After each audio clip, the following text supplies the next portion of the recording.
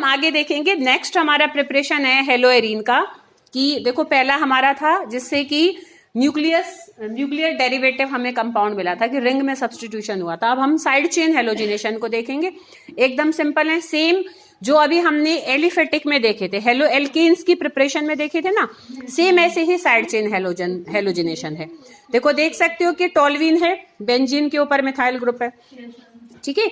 तो अब हम यहाँ पर भी क्या करेंगे कि अब इसमें जब हमें साइड चेन अगर करानी है, अगर सब्स्टिट्यूशन रिएक्शन कराना है, ठीक है ना बेटा, साइड चेन में, तो हम लाइट पास करेंगे और हम यहाँ पर एब्सेंस ऑफ हेलोजन कैरियर करेंगे, क्योंकि हेलोजन कैरियर तो रिंग में ही लेकर जाएगा और रिंग के अंदर कार्बोकैटायन बनाएगा। तो हम लाइट की प्रेजेंस में जब करते हैं और सेम ऐसे ही हेलोजन डालते हैं, तो साइड चेन में जितने भी हाइड्रोजन्स होते हैं ना, वो सब रिप्लेस हो जाते हैं। देखो पहले एक रिप्लेस होगा, फिर दूसरा हो जाएगा और फिर तीसरा हो जाएगा।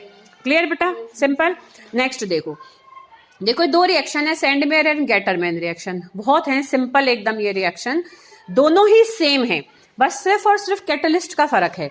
देखो जब सेंडमेयर रिएक्शन होता है ना, तो हम कॉपर की साल्ट लेते हैं, जैसे अगर हमें क्लोरोबेंजीन बनाना है तो हम क्यूप्रस क्लोराइड लेंगे, अगर हमें ब्रोमोबेंजीन बनाना है तो क्यूप्रस ब्रोमाइड लेंगे, ठीक है। और जो गेटरमैन होता है ना बेटा, अभी हम आयोडाइड वाले को छोड़ते हैं, क्योंकि बेसिकली जो सेंडमेयर और गेटरमैन है वो क्लोरोबेंजीन और ब्रोमोबेंजीन की प्रिपरेशन के होते हैं खाली, ठीक है।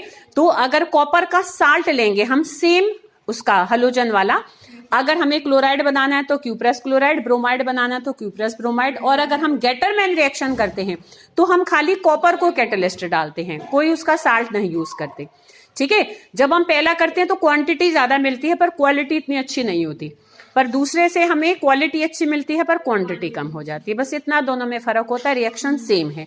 रिएक्टेंट देखो हम किससे प्रिपेयर करते हैं, चाहे सेंडमेयर है चाहे गेटरमैन है, ठीक है। देखो अभी तक जो दोनों प्रिपरेशन के करे वो हमने किससे करे थे, एक एरीन से ही करे थे, जैसे पहले खाली बेंजीन था, दूसरा टोल्यूइन था। अब हम जो प्रिपेयर कर रहे हैं वो बेंजीन डाइजोनियम साल्ट्स होते हैं। कैसे होते हैं बेटा वो?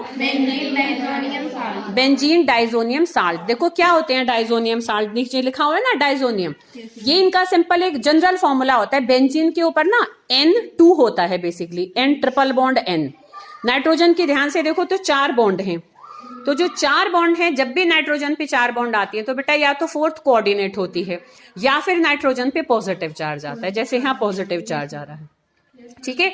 तो जो N triple bond NCl negative, मतलब ये हमारे बेंजीन डाइजोनियम साल्ट, बेंजीन ये डाइजोनियम ग्रुप होता है, N ट्रिपल बॉन्ड N और N पर पॉजिटिव चार्ज, N ट्रिपल या N2 पॉजिटिव कह लो, हम ऐसे इकट्ठा करके N2 पॉजिटिव भी लिख देते हैं। अब पॉजिटिव है तो नेगेटिव आयन कोई तो आएगा, तो नेगेटिव आयन तुम Cl नेगेटिव भी लगा सकते हो, HSO4 negative, any negative ion यहाँ हो सकता है।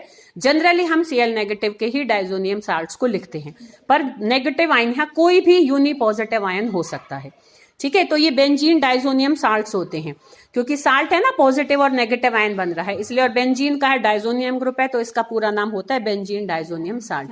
बहुत रिएक्टिव कंपाउंड होते हैं ये, क्योंकि इनके टूटते ही बहुत ही स्टेबल N2 मॉलिक्यूल बनता है, तो इसलिए बड़े जल्दी टूट जाते हैं, तो ये खूब रिएक्शन में यूज होते हैं। तो अब अगर हमें क्लोरोबेंजीन बनाना है तो हम HCl पास कर देंगे, सिंपल, और N2 और HCl निकल जाएगा। HCl कौन से वाला निकला? जो डाइजोनियम का Cl नेगेटिव था और जो हाइड्रोजन का H था, और जो HCl का Cl था वो जाकर रिंग से अटैच हुआ है, ठीक है बेटा, क्लियर आ रही बात समझ में? ऐसी अगर हमें देखो ब्रोमोबेंजीन बनाना है तो हम HBr डाल देंगे, सिंपल है ये रिएक्शन। बस डाइजोनियम साल्ट का एक बार तुम्हें स्ट्रक्चर पता है, तो HCl डालोगे तो क्लोरोबेंजीन बन जाएगा, HBr डालोगे तो ब्रोमोबेंजीन बन जाएगा, चाहे सेंडमेयर है चाहे गेटरमैन है, बस कैटलिस्ट का फर्क है। अगर हमें आयोडोबेंजीन बनाना है तो उसको हम स्पेशली अलग Ki डालकर वार्म करते हैं, ये उसने नहीं निकाला, मतलब ये सेंडमेयर और गेटरमैन वालों ने इसको नहीं डिस्कवर किया था, तो अलग से हम फ्रॉम Ki करके करते हैं, ठीक है, कि Ki हमने ऐड कर दिया बेंजीन डाइजोनियम साल्ट में, तो आयोडोबेंजीन बन जाएगा, जैसे HCl निकला था यहाँ KCl निकल जाएगा, ठीक है, क्लियर बेटा। और लास्ट हंस डाई का रिएक्शन है जो तुम्हें मैंने पहले ही करा दिया था, ठीक है। तो these all are the preparation reactions of haloarenes, ठीक है। तो इन सारे रिएक्शंस को बेटा ध्यान से पहले घर जाके पढ़ो और कोशिश करो बिना देखे, चाहे एक एक रिएक्शन को बिना देखे लिखो, एक साथ सारे नहीं लिख पाओगे, है ना, एकदम इतना स्ट्रेस मत लेना, एक एक दो दो जितना तसल्ली से याद हो सकते हैं, पर ओवरऑल एक माइंड में पिक्चर होनी चाहिए सबके।